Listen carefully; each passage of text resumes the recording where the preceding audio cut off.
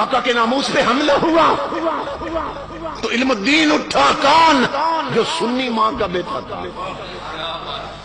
پھر آقا کے ناموس پہ حملہ ہوا، غازی مرید حسین اٹھا، کون؟ سنی ماں کا بیٹا تھا۔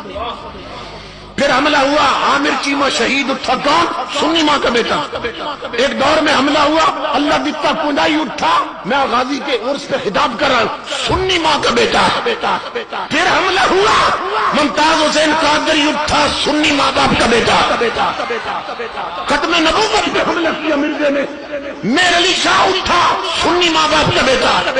آج حملہ ہوا، خادم حسین رضوی اٹھا، سنی ماں باپ کا بیٹا۔ چاند رہے گا غازی تیرا نام رہے گا، جب تک سورج چاند رہے گا۔ مارو، جب تک سورج چاند رہے گا، سورج چاند رہے گا۔ تو اللہ رب العزت نے سنیوں کو یار کی عزت کے دفاع کے لیے چنا ہوا۔ یہ سنیت پہ کر، سبب کیا ہے؟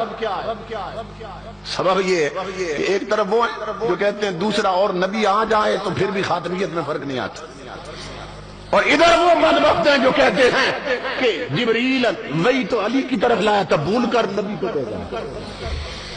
فرمایا نہ انہیں چنیں گے نہ اس لائق ہیں، نہ انہیں چنیں گے نہ اس لائق، صرف انہی کو چنیں گے کہ جن کے تن سے من تک محمد عربی کے رنگ جھلکتے ہیں۔